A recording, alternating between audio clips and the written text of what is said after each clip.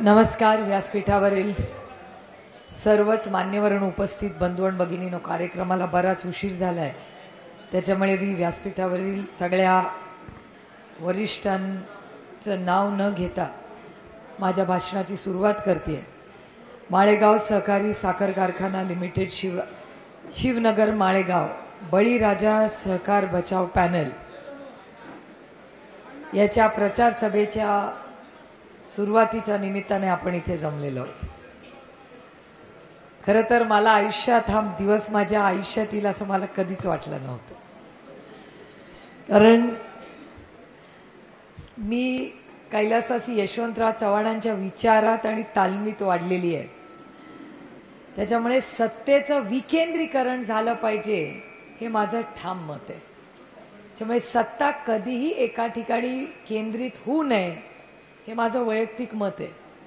त्याच्यामुळे जर मी खासदार आहे तर खरंच जर एकदा तुम्ही मला खासदारकीला मतदान केलंय तर परत मी येऊन हा प्रचार करायचा का नाही, आणि इतके वर्ष मी का नाही केला ह्याचं हे कारण आहे. पण ह्यावेळी परिस्थिती वेगळी आहे.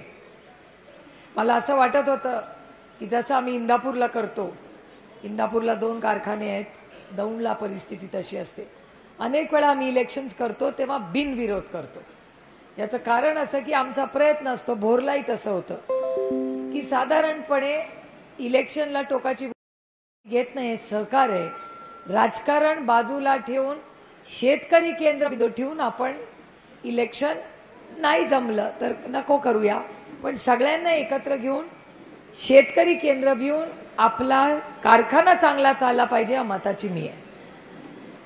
पण चर्चा मी अनेक दिवस ऐकत होते. तुमच्या सगळ्यांच्या आशीर्वादाने खासदार झाले. संघर्षाचा तो काळ होता. इथे बसलेले अनेक लोक जे माझ्यासाठी धावले, जिंकणार का हारणार आहे माहिती नव्हतं, मलाही गॅरंटी नव्हती. मी अनेक वेळा ही गोष्ट सांगितलेली आहे की लोकसभेला अमोल दादा कोल्हे आणि मी जय भवानी जय शिवाजी रामकृष्ण हरी वाचवा तुतारी म्हणून आम्ही दोघं उतरलो. जिंकणार का हारणार माहिती नव्हतं. लोकांनी विश्वास ठेवला आणि आम्ही दोघंही 1.5 लाख मतांनी निवडून आलोय. तुमचं श्रेय आहे. आणि गाडी तिथे जाऊन नाही थांबली. यावेळी तुमच्या सगळ्यांच्या आशीर्वादाने मोठ्या संख्येने राष्ट्रवादी काँग्रेस पक्षाला यश आलं. आणि ज्या मोठ्या कमिट्या असतात या देशातल्या, मग आता 2 महत्त्वाची बिलं येत आहेत. 1 नेशन 1 इलेक्शन, म्हणजे या देशात एकाच वेळी सगळी इलेक्शन होतील ह्याचं जे बिल होतंय त्याच्यात महत्त्वाची भूमिका ही राष्ट्रवादी काँग्रेस पक्षाची आहे. महाराष्ट्राच्या वतीने मी त्याच्यात आहे. तेवढंच नाही, नवीन इन्कम टॅक्सचा बिल येणार आहे. तुमचा काही संबंध नाही त्याच्याशी, पण तरी इन्कम टॅक्स भरताना जो भारतात इन्कम टॅक्स भरतो असे काही लोक असतील, कारण का कदाचित तुम्ही शेतकरी असाल पण बापूंना इन्कम टॅक्स, या दोघंही वकील आहेत, हे इन्कम टॅक्स भरतात. त्यामुळे या तिघांना इन्कम टॅक्स भरत असेल, एक नाही तिघही. ह्या इन्कम टॅक्सचं बिल कसं बदलता येईल, कसं सोपं करता येईल, ह्याच्यासाठी देशामध्ये एक सिलेक्ट कमिटी आहे. आणि तुमच्या आशीर्वादामुळे नवीन जे इन्कम टॅक्सचं बिल येईल त्याच्यातही तुमच्या आशीर्वाद, तुमची लेख सुप्रिया सुळे त्या निर्णय प्रक्रियेत आहे. आणि खरंच पांडुरंगाची इच्छाच म्हणायची की सरकारने माझ्यावर विश्वास दाखवला आणि ऑपरेशन सिंदूरमध्ये देशात 7 लोक यांना नेतृत्व करायची जबाबदारी मिळाली आणि तुमच्या या लेखीला परदेशात जाऊन भारताची स्मृती दाखवली. आणि मी खूप प्रांजळपणे, मला आश्चर्य वाटलं होतं की बापरे केवढी मोठी जबाबदारी आहे, आणि देशासाठी जायचं होतं. त्याच्यात पत्रकाराने विचारलं तुमची जवळीक वाढायला लागली का? म्हटलं हा जवळीक नाही, पहिला देश, मग राज्य, मग पक्ष आणि मग कुटुंब, लास्ट. पहिला देश, हा पहिला देश असलाच पाहिजे. त्याच्यानंतर त्यातलं आपलं राज्य असलं पाहिजे, त्यांच्यानंतर आपली संघटना आणि त्याच्यानंतर हा. कारण का आपण लोकसेवेसाठी याच्यात आलेलो. हे इलेक्शन काय, मला तर मी तुम्हाला खरंच सांगते, माझी इच्छाच होती की इलेक्शन गुणागोविंदाने चर्चेतून मार्ग निघावा. नाही निघाला मार्ग, ठीक आहे. पण शेवटी जो कार्यकर्ता झगडला, मगाशी तो मुलगा बोलत होता, कुठे गेला? इथे बसलाय. बाकी त्याचं भाषण जरा झाल होतं, ठीक आहे. आता वयामध्ये असतं तसं, माझ्या वयावर आला तर जरा होईल शांत. पण ते वयात तेवढं, त्या वयामध्ये रक्त तेवढं सळसळलंच पाहिजे, नाही तर गंमत काय त्याची.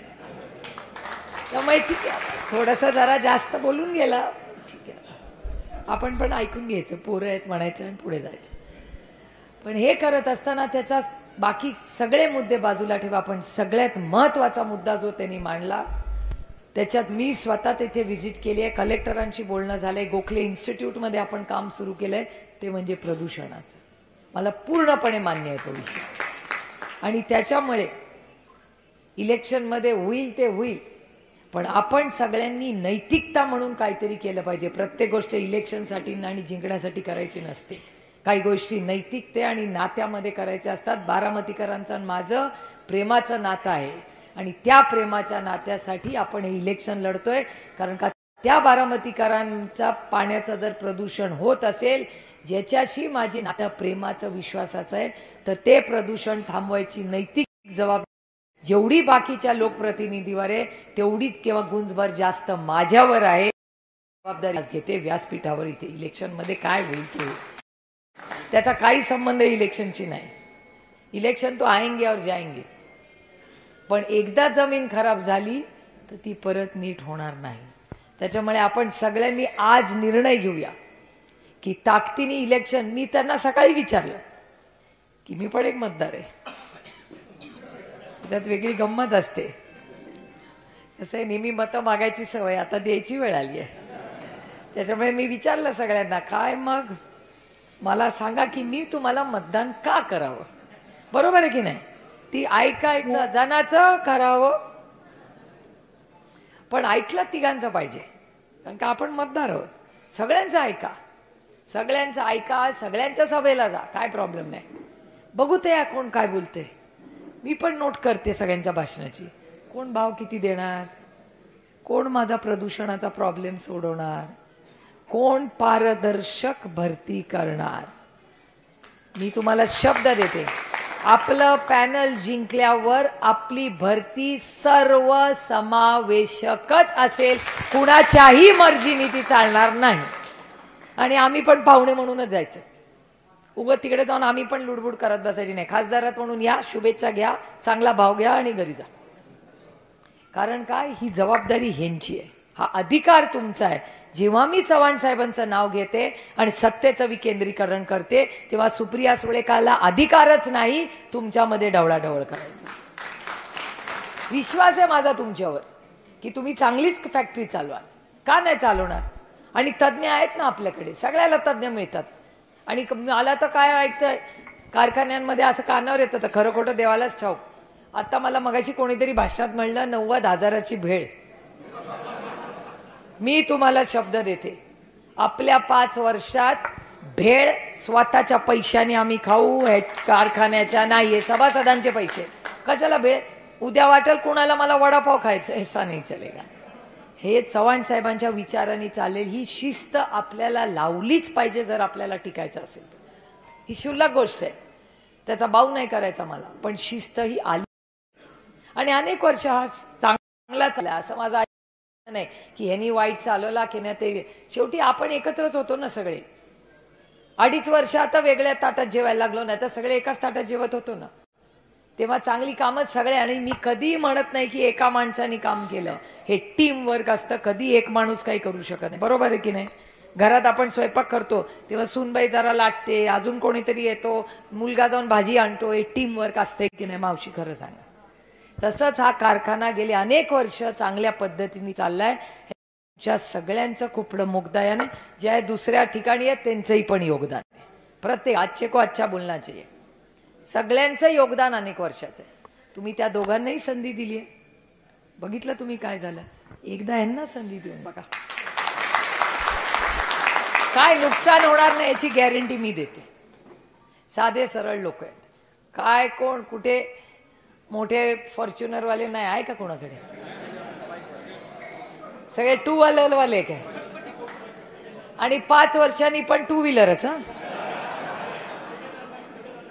त्याच्यामुळे टू व्हीलर मध्ये काय नुकसान नाही, फक्त हेल्मेट घालायची अट माझी असेल. जो जाईल तो फॅक्टरीमध्ये हेल्मेट घालूनच जायचा, जो मिळणार नाही त्याला दंडा बाहेर.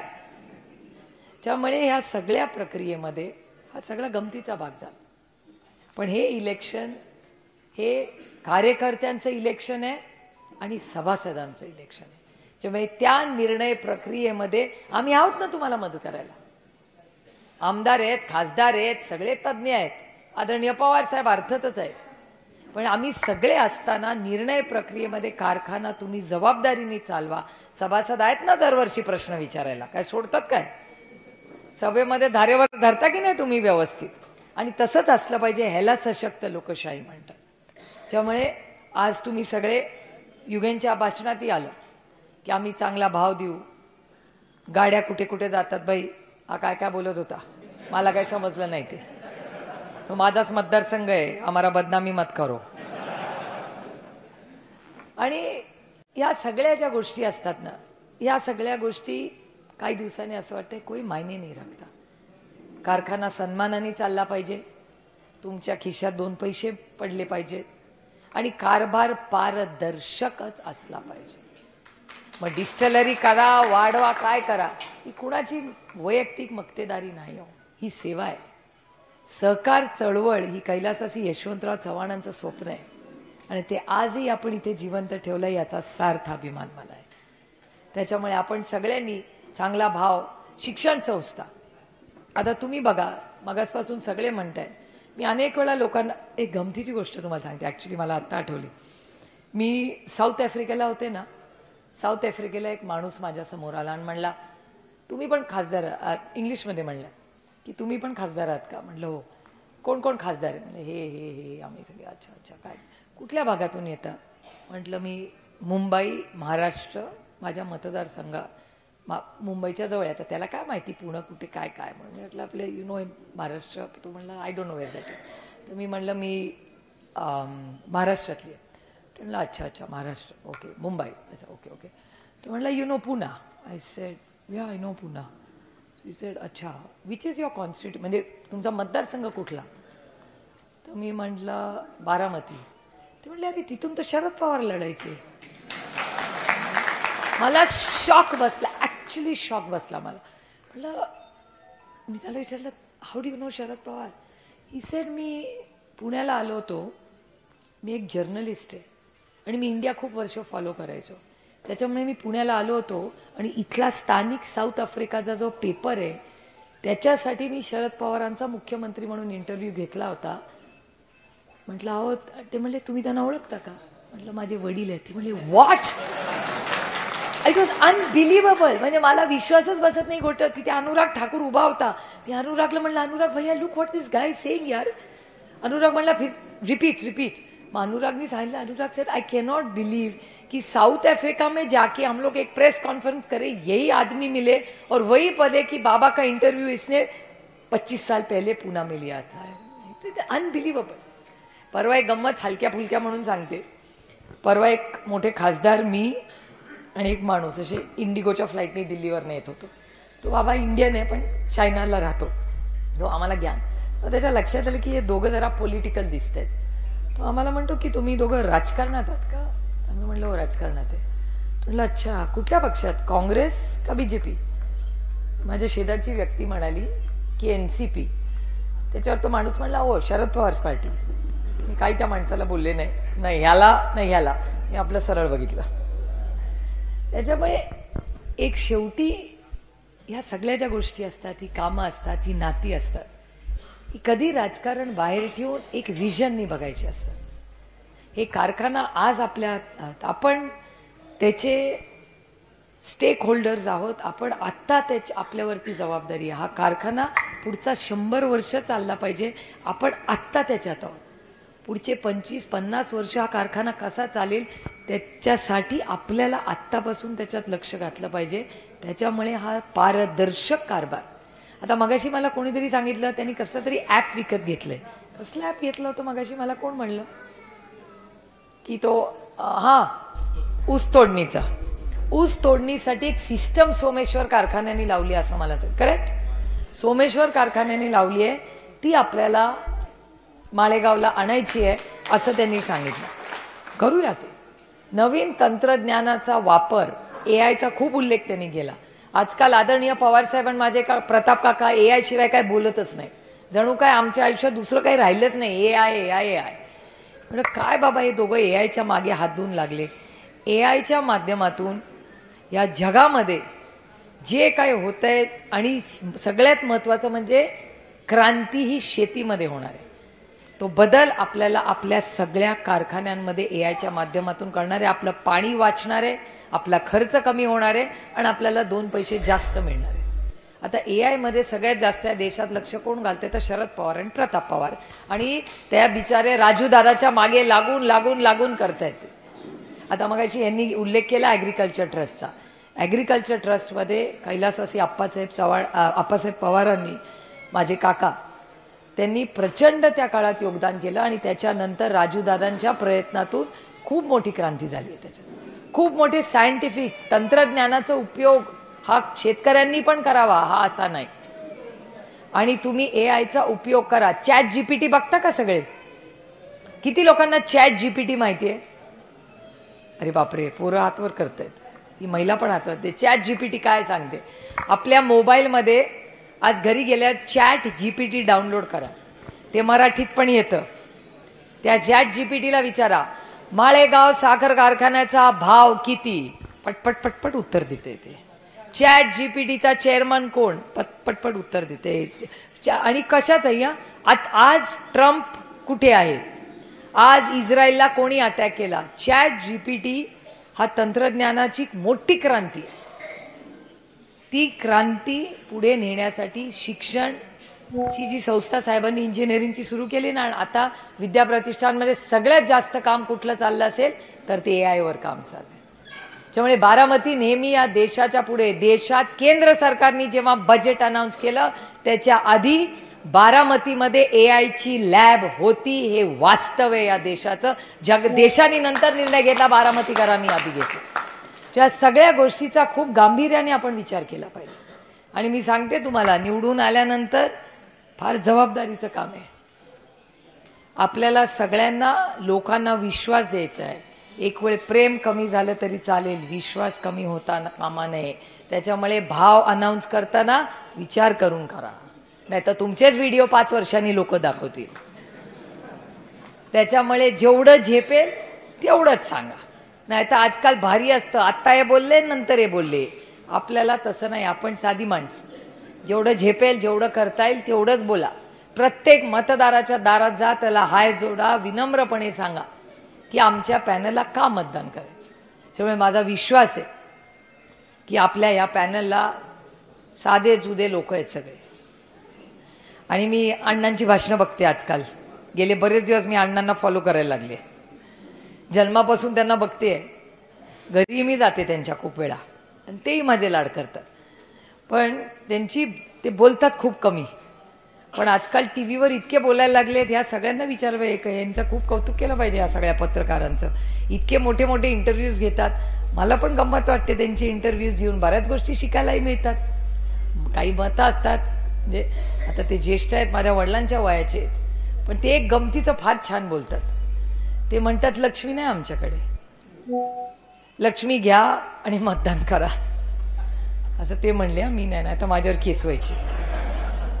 आणि लक्ष्मी म्हणजे लक्ष्मी, लक्ष्मी ही महत्वाची आहे, पण आपल्याकडे सरस्वती आहे. त्याच्यामुळे जेवढा लक्ष्मीचा मान कराल तेवढ्या सरस्वतीचाही करा. कारण सरस्वती इथे एक ग्रस्त बसलेत, मी त्यांचं नाव घेणार नाही. त्यांची लेक अमेरिकेला चालली आता शिकायला. त्यांची लेक शिकायला अमेरिकेला चालली आहे. सरस्वतीने तिला आशीर्वाद दिलाय. तुम्ही विचार करा, महाराष्ट्रातली बारामतीत शिकलेली एक लेक आज तिला देशातल्या, जगातल्या 27 नंबरच्या युनिव्हर्सिटीमध्ये ॲडमिशन मिळाली आहे. करेक्ट? इमॅजिन, जगात विचार करा. आणि आता ट्रम्प बाबा काय करतो माहिती नाही, विजा देतो का नाही. ती बिचारी मेरिटवर तिला ॲडमिशन मिळालेली आहे. आता तिची धाकधूक होते की आता ॲडमिशन मिळाली आहे, पण मला आणि नुसती ॲडमिशन नाही मिळाली तिला, नुसती ॲडमिशन नाही मिळाली तिला, त्याचे पैसे स्कॉलरशिप पण मिळाली आहे. इमॅजिन करा किती सार्थ अभिमान आहे बघा. आपली ती मगाची लेख, देशमुखांची लेख, आता NETला एवढी चांगले मार्क पडले. वैभवी, आपली वैभवीला नीटला एवढे चांगले, तुम्ही विचार करा तिच्या वडिलांचा खून झालेला, वडिलांचा खून झाला, काय काय त्या बिचाऱ्या मुलीला वर्ष तिचं कसं गेलं तरी चांगले मार्क पडले 12वीला. त्याच्यानंतर नीटच्या परीक्षेत पास झाली. आज वैभवीला MGM औरंगाबादमध्ये 4 वर्षांनी आपली वैभवी देशमुख ही डॉक्टर होणार आहे, याचा मला सार्थ अभिमान. तसंच यांची लेख आहे, ही पण अमेरिकेला जाईल. आज नाही उद्या देईल ट्रम्प बाबा आपल्याला तो विजा, काय प्रॉब्लेम येणार नाही. आईवडिलांना धाकधूक असते त्याची. पण ह्या सगळ्या लेखी आणि आपली मुलं जी शिकतात. काल मी कुठे गेले होते, परवा पाऊस पडला होता तेव्हा काटेवाडीला, काटेच्या वाडीच्या इथे अलीकडे आपण गेलो होतो ना, तिथे लिमटेकला तो मुलगा भेटला होता मला. 2 भाऊ 6 मुलं आहेत, आठवतं त्यांच्या घरांमध्ये. लिमटेकला खाली ते मला म्हणले की मी हिंजवडीला असतो, इथे नसतो. म्हणले हिंजवडीला काय करतो? नोकरी करतो. बायको नोकरी करतो. दोघांचा पगार मी सांगणार नाही, हा मोठा पगार कमवतात दोघं. मला आनंद वाटला. ते म्हणले पण आम्ही दोघं पुण्यात असतो, माझा एक भाऊ कॅनडात असतो, दुसरा भाऊ अमेरिकेला असतो, तिसरा भाऊ ऑस्ट्रेलियाला असतो. म्हणलं तुम्ही 6 भावंड इंटरनॅशनल कशी काय एवढी? ते म्हणले आम्ही इथे विद्याप्रतिष्ठानला शिकलो आणि आज एवढे चांगले शिकलो आणि आज आम्ही एवढे लिमटेकची 6 मुलगे आणि त्यांच्या ज्या काही सुना लेकी आहेत ह्या सगळ्या शिकल्या आहेत. मुलगी पण शिकली, मुलगा, सगळे परदेशात आज काम. बारामती का नाम वाघ करे, एवढी अभिमानाची गोष्ट. त्यामुळे शिक्षण आणि कारखाना, आणि मी तुम्हाला शब्द देते हे जरूर रेकॉर्ड करून की हा कारखान्याचा रिझल्ट लागल्यानंतर या शिक्षण संस्थेमध्ये ज्या ज्या गोष्टी सुधारण्याच्या सारख्या आहेत त्या पूर्ण ताकदीने आपण करू आणि तिथल्या प्रत्येक मुलीला आणि मुलाला इंटरनॅशनल दर्जाचं शिक्षण, म्हणजे इंजिनियर तर होतीलच, पण त्याच्याबरोबर व्हॅल्यू ॲडिशन आज जी लागते, ज्या कृत्रिम बुद्धिमत्तेबद्दल मगासपासून युगेन बोलत होता, त्याच्यातही वाढ आणून आपल्याला काय करता येईल याच्यासाठी पूर्ण ताकदीने आपण करू. त्या नुसत्या बिल्डिंग्स नाही आहेत, ते तुमच्या सगळ्यांचे कष्ट आहेत त्या बिल्डिंगमध्ये. त्यामुळे फार हे इलेक्शन अति आत्मविश्वासात पण घेऊ नका. मी स्वतः जेव्हा लढले ना 24 तास एवढंच करायचे. मग TV नाही बघायचा, बोलायचं नाही, एकच लक्ष तुतारी. प्रत्येक मतदारापर्यंत जा, विनम्रपणे हात जोडा, का त्यांनी तुम्हाला मतदान केलं पाहिजे हे त्याला समजून सांगा. मतदार राजा फार हुशार असतो, त्याच्यावर विश्वास ठेवून बघा. आणि जर तुम्ही सगळ्यांनी चांगला शब्द त्यांना दिला तर माझा विश्वास आहे की हे जे बळीराजा सहकार वाचवा पॅनल आहे, सहकार हा वाचलाच पाहिजे, हा मताजी मी आहे. सहकार जगलाच पाहिजे, टिकलाच पाहिजे. कारण जरा लोकांना आवडत नाही माझं हे भाषण, पण मी गोष्टींच्या प्रायव्हेटायझेशनच्या विरोधात आहे. IDBI सारखी बँक अतिशय चांगली चाललेली आहे, ती विकायचा घाट केंद्र सरकार करते. मी ताकदीने त्याचा विरोध करते. काही गरजच नाही आहे ना. घरात चांदीच्या वस्तू कशासाठी आपण गेलो? अडचणीच्या काळात विकण्यासाठी. आज देश अडचणीत नाही आहे ना, मग कशाला तुम्ही विकताय IDBI? त्याच्यामुळे या मताची मी आहे, सहकार चळवळ जगली पाहिजे, कारखाने चांगलेच चालले पाहिजेत आणि त्याची मालकी ही शेतकऱ्याच्याच सातबाऱ्यावर असली पाहिजे. याच्यासाठी आपली लढाई आहे. त्यामुळे तुम्ही सगळं लक्षात ठेवा की हा सहकारी माळेगाव असेल, सोमेश्वर असेल, हे सगळे कारखाने, मी छत्रपतीत पण कधी लक्ष नाही घालायचे. काय काय झालंय तुम्ही ऐकलंय सगळं. आता खूप अपेक्षेने लोकांनी मतं दिली आहे. माझी बापूंना विनंती आहे की चांगलं चालवा बाबा, आणि जी काय मदत केंद्र सरकारमधून लागेल ती आम्ही सगळी करू ना, काय अडचण नाही. त्याच्यामुळे आणि कामं होतात, विरोधात असली ना तरी कामं होतात. कारण का त्यांना कटकट करणारा खासदार नको असतो. तो रोज तिकडे येऊन काहीतरी बोलत बसेल, त्याच्यापेक्षा घे बाबा काम उरक आणि जा बाबा इकडून. त्यामुळे असं काही नसतं. आपण जर चांगलं काम केलं तर मदतीला लोक उभे राहतात. तुम्ही त्याची काही काळजी करू नका. आपण ताकदीने पारदर्शक कारभारासाठी आणि शेतकऱ्याच्या आणि कामगाराच्या हितासाठी तुतारीच्या शेजारी शिक्का मारायचा, नाही का? आता बटन नाही दाबायचं, शिक्का मारायचा. आणि शिक्का मारताना आपण सगळ्यांनी कसा मारायचा वगैरे ते व्यवस्थित सगळ्यांना सांगा. Panel to panel, correct. सगळे तुतारी ही 20 वेळा मला पण प्रॅक्टिस करायचं, मला पण मतदान करायचं आहे 22 तारखेला. त्यामुळे ते सगळं जाताना व्यवस्थित लोकांना समजून सांगा. जे काय बाकीच्या तुम्हाला सगळ्यांना फिरायचं आहे किंवा काय करायचं आहे, सगळ्यांनी जे कॅन्डिडेट आहेत त्यांना कॅन्डिडेट म्हणून जबाबदारी द्या. बाकीच्या सगळ्या सहकाऱ्यांनी त्यांना कशी ताकद मिळेल याच्यासाठी ग्रुप्स डिवाइड करून आपापल्या जबाबदाऱ्या घेऊन आपापल्या भागात फिरा. 3 दिवस मला वाटतं सगळ्यांचा सगळा दौरा आहे. नंतर तुम्ही 3 दिवस सगळे आपापसे फिरा. मी स्वतः शेवटचे 2 दिवस AIचे काय कार्यक्रम आहेत तेव्हा मी आहेच इथे. 19-20ला मी आहेच बारामतीत, तेव्हा आपली 18-19-20 तेव्हा मी आहेच. कारण का आज उद्या तर खडकवासल्याचे कार्यक्रम आहेत आणि परवाच्या दिवशी 2 दिवस परत तुमच्या आशीर्वादाने जे इन्कम टॅक्स बिल आहे त्याचं फायनल स्टेजेसला बिल आलं आहे. फायनान्स कमिटी केंद्र सरकारचे जे फायनान्स आणि रेव्हेन्यू सेक्रेटरी आहेत आणि जे मेन अध्यक्ष आहेत ह्या देशाच्या इन्कम टॅक्सचे CDBTचे चेअरमन, ते 2 दिवस आमच्याबरोबर ते बिल फायनल करायला असणार आहेत. त्यामुळे 2-2.5 दिवस मला दिल्लीला सोमवार मंगळवार बुधवार अर्धा दिवस राहायला लागेल. ते करून मी येईन. पण ताकदीने मला फक्त या इलेक्शनमध्ये काय गंमत वाटते माहिती आहे का, हे इलेक्शन कार्यकर्त्यांचं आहे. जो कार्यकर्ता लोकसभेला आणि विधानसभेला ताकदीने उतरला ना, हे विश्वास ठेवून आज त्याचं इलेक्शन आहे, ह्याचा मला सारखा अभिमान. एकही कोणी इथे कोणीच नाही.